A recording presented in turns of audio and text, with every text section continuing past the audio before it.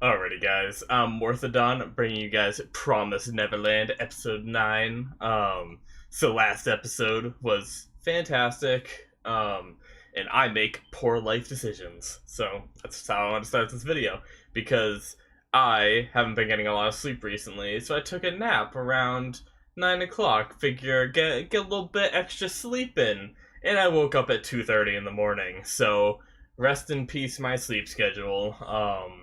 But regardless, you guys probably don't care. But yeah, so I'm recording this at 2:30 in the morning. Fun stuff. But at least I feel refreshed. That's good. Um, so yeah, last episode was incredible.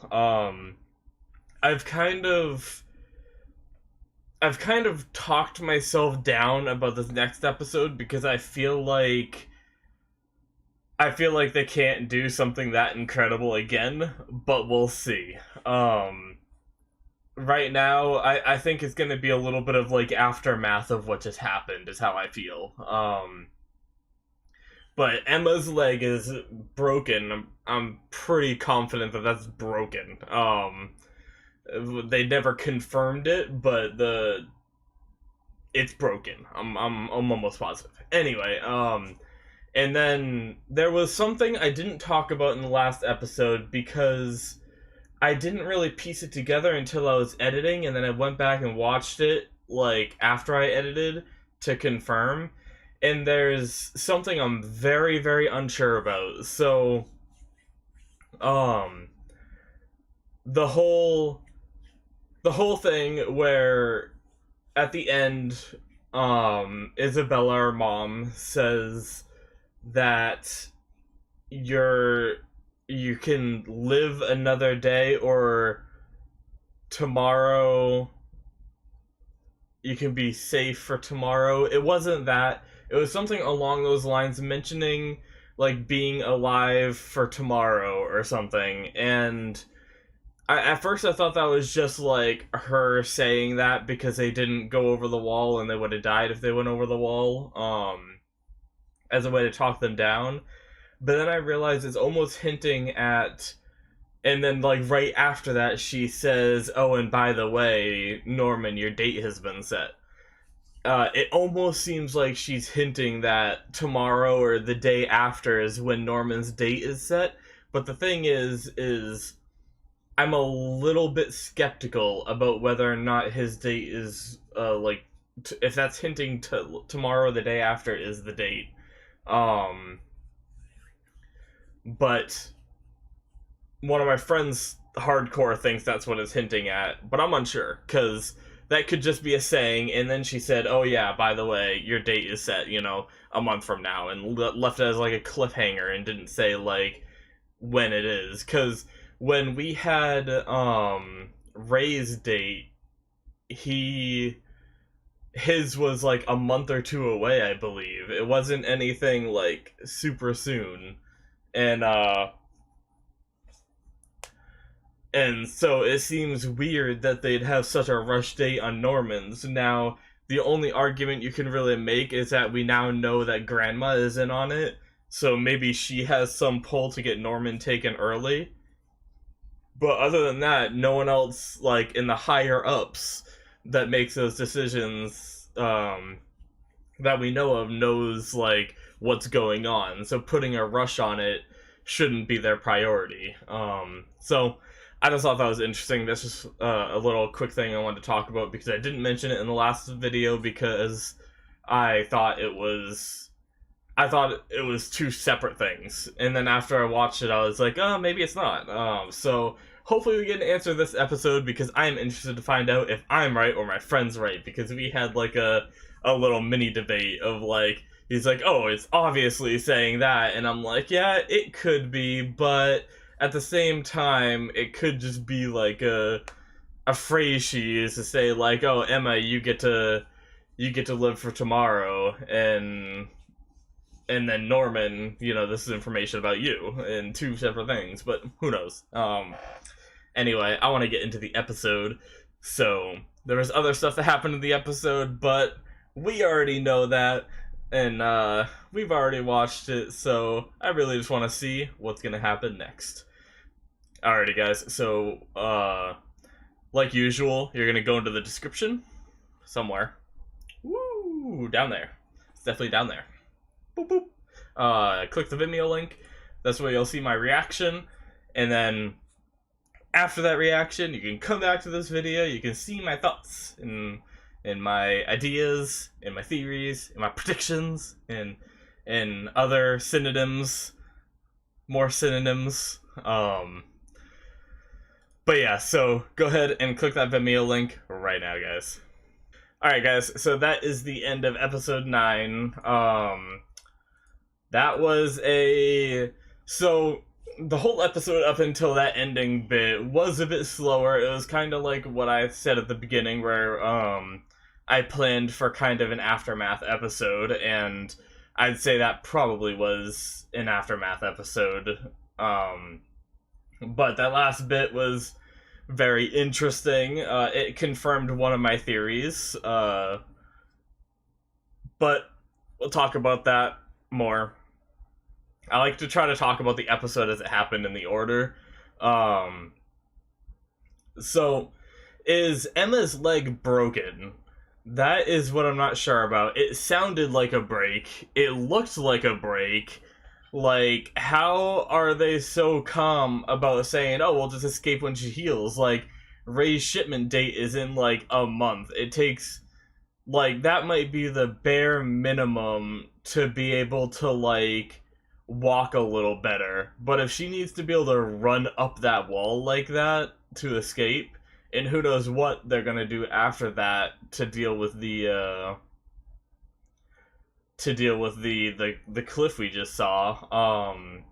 I'm not sure what's up with that. But something I noticed about Ray this episode is what was I gonna talk about? Like, when he was getting so worked up about Norman's selflessness, I think that kind of hit home for me, because I feel like when he was experimenting with the chips, because he mentioned experimenting before, and they hinted that he might have gotten people killed. The fact that Norman, like, refuses to let, like, anybody die for him and would rather sacrifice himself, I think that makes shoot, I missed these. Sorry about that, guys. Excuse me. But I think that makes Ray's, like, I think it makes Ray feel a bit shitty about himself. That, I know that's, like, terrible wording, but he doesn't feel good about himself that he was willing to sacrifice people so he can escape. Whereas Norman won't even escape because he's worried other people would be sacrificed for him. Like, they're kind of like opposites, and like Norman's way more selfless and way more like honorable, and Ray might wish he was like that, but he's not. And I wonder if that's why he was getting so like worked up and antsy about it. But it might not be. I might be looking too deep into it. But that was just something I thought about when I saw that scene. But the whole episode was essentially, like, I don't have, like, a shit ton to say. It was a good episode. But the whole episode up until the ending part was basically to build up Norman's escape. And, like, convincing him and all this stuff.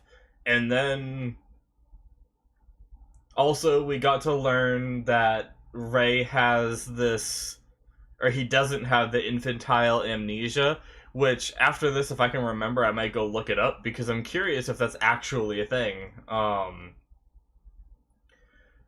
Because it seems like maybe from a very young age, but he was talking about, like, pretty sure he was having memories from being, like, in the womb, and that seems a bit far-fetched.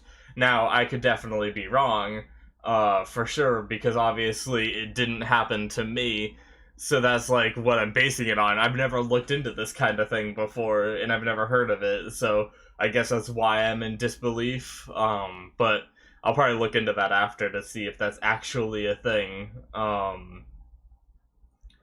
But that's pretty crazy that he's remembered this entire time from his birth that there were like monsters and stuff, and I wonder how that changes a person.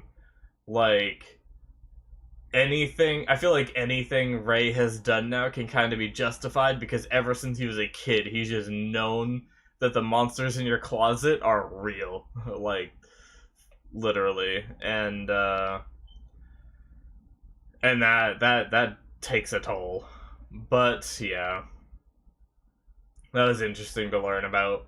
And then the last thing I want to touch on is my theory. I mentioned it when we saw the kid talking to grandma that was up on the wall. The quick little flashback. We didn't hear any words. Or not many anyway, if we heard any. And she was talked down, and I thought that was a little weird that grandma was able to talk her down, because if you know what's going on and you plan your escape and you make it all the way to the top of the wall, why would you stop at that point regardless of what anybody says? So I thought she saw something on the other side of the wall. Now, I didn't predict what it was. I wasn't sure what it was. It could have been any number of things, but it's pretty cool that I was somewhat right about that prediction, because there's a giant cliff on the other side. So they're gonna have to somehow make some kind of bridge. Maybe. No idea what they're gonna do. But this is interesting. I wonder. Yeah, I have no idea what they're gonna do now. I'm sure Norman's gonna come up with some kind of plan, but one more thing I want to talk about. The timeline. I'm not sure how the timeline falls in this episode, because we saw that scene where they were talking, where they were with Emma in bed, and it was all three of them, and they were discussing, like, trying to convince Norman to leave. And the orange filter that seemed to be over everything, to me that meant sundown, because it shouldn't have been sun up, because that was the day in the daytime they went to investigate the wall, so that should have been sundown, and then Norman was running towards the wall in daytime. So to me that means it's the next day, which means that's the day he gets shipped out, that night. And then he makes a run for it, and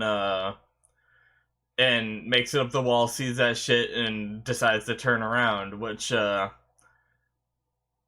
guess they kind of made it obvious that he didn't go, because we didn't see him go down the other side. We also didn't see him actually destroy the tracker. He only, like, pulled the thing out to see if it worked, and, like, hit whatever button or whatever made it go zappy zappy. And then once he was up on the wall, we didn't see him again after that, and it kind of intensely brought up Mom bringing the compass up, or I call it a compass, the tracking device thing, and she didn't freak out right away, and also it was building too much suspense and not, like, flashing back to Norman. So it made it pretty obvious that he didn't go, but now it definitely looks like sun's setting, and is this the night he gets shipped out now? Or what? Because I'm a bit confused with that. But I guess next episode we'll probably find out. If there's 3 episodes left, I don't know what they're gonna do, because I guess now they have to come up with a new plan, but I've had a firm belief that they're not gonna actually escape the place until the end of the season. Like, the last episode, I'm hoping they get out. I'd like to see them get out earlier, because I want to see more about like, what's out there and everything. But they might be leaving that for a season 2 with a little bit of a cliffhanger and see the end of the what's released. I guess I know anime doesn't really like go by seasons essentially, but if we're gonna get more, I think they might leave us off at a cliffhanger. They might leave us off at a cliffhanger anyway. But yeah, interesting stuff because they have 3 episodes to go over. Even if it is nighttime of the day before, that's still one day that they have like to make it through. And I'm assuming 3 episodes. Most are 12. It could be 4. It could be 2. But yeah, either way, they've got one day to stretch out into these episodes, unless they do make them escape earlier. That'd be interesting. But yeah, guys, so I think that's all I really have to say for this video. It was a good episode.